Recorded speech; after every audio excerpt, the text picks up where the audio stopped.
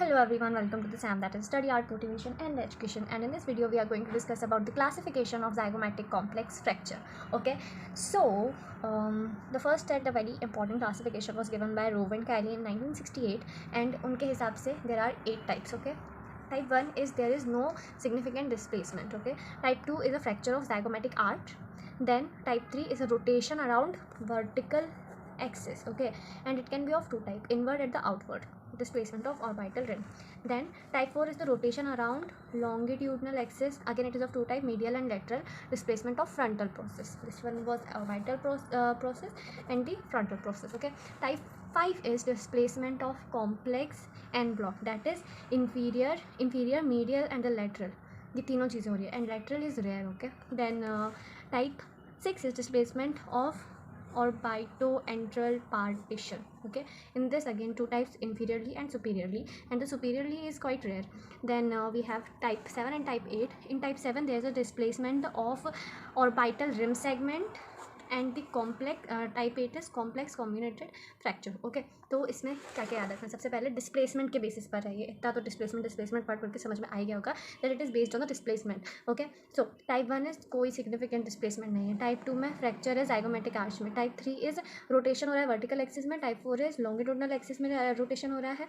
ठीक है, और जो वर्टिकल एक्सिस में रोटेशन हो रहा है वो ऑर्बिटल रिम का डिस्प्लेसमेंट होता है, एंड जो लॉन्गिट्यूडिनल में हो रहा है वो फ्रंटल प्रोसेस में होता है. Okay, and complex en bloc that is medial, inferior and lateral, तीनों चीज़ें हो रही है. Type 6 is your orbito antral partition. Then orbital rim segment that is type 7, and type 8 is सब कुछ हो रहा है. ठीक है, सारा पूरा कम्युनेटेड फ्रैक्चर है. नाउ रोव ने फिर कुछ मॉडिफिकेशन दिए थे 1985 में. 1968 में रोव एंड कायली ने ये 8 टाइप्स का क्लासिफिकेशन दिया था, एंड 1985 में रोव्स ने कुछ मॉडिफिकेशंस दिए थे. ठीक है, सबसे पहला उन्होंने स्टेबिलिटी के बेसिस पर दिया था. There are 3 groups on the basis of the modification: group A, group B and group C. Group A is stable, that is minimum या फिर कोई भी डिस्प्लेसमेंट नहीं है, and it requires no intervention.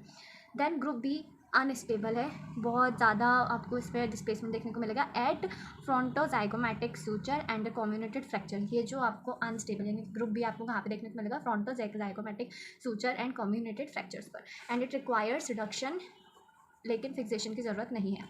Group C में क्या होता है? It is stable, other fracture with requirement of reduction and no need of fixation. Okay, ना रोव का जो मॉडिफिकेशन था इसमें क्या था? Fracture of zygomatic arch alone not involving the orbit. उनके हिसाब से जो ज़ाइगोमेटिक आर्च का जो फ्रैक्चर है वो सिर्फ और सिर्फ ऑर्बिट को इन्वॉल्व नहीं करता है.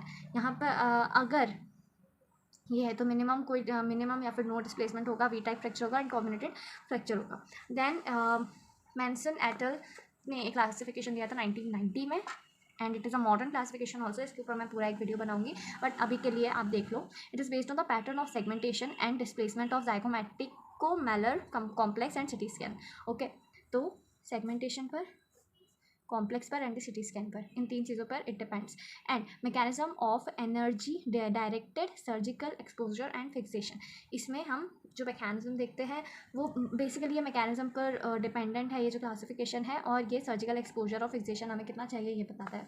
ठीक है, तो it is of again 3 types: low energy, medium energy and high energy. Low energy that means 18% incomplete fracture है. Medium energy that means 77% complete fracture है. And high energy that means 5% extensive posterior and lateral displacement आपको इसमें देखने को मिलेगा.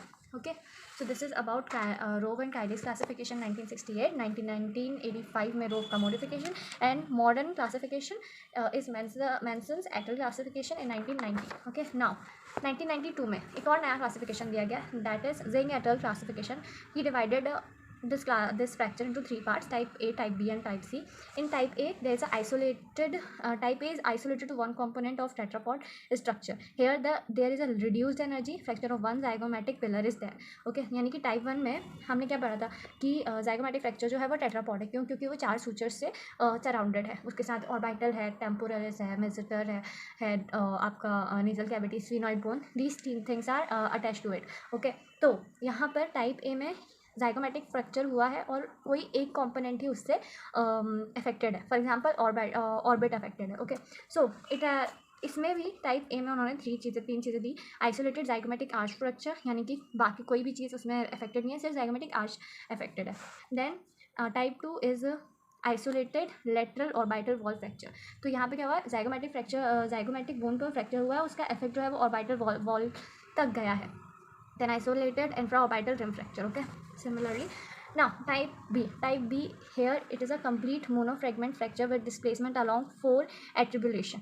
then type C is multi fragment, इसमें आपको mono fragment है। ओके, एंड यहाँ पर आपको बहुत सारे मल्टी फ्रेगमेंट स्ट्रक्चर्स देखने को मिलेंगे।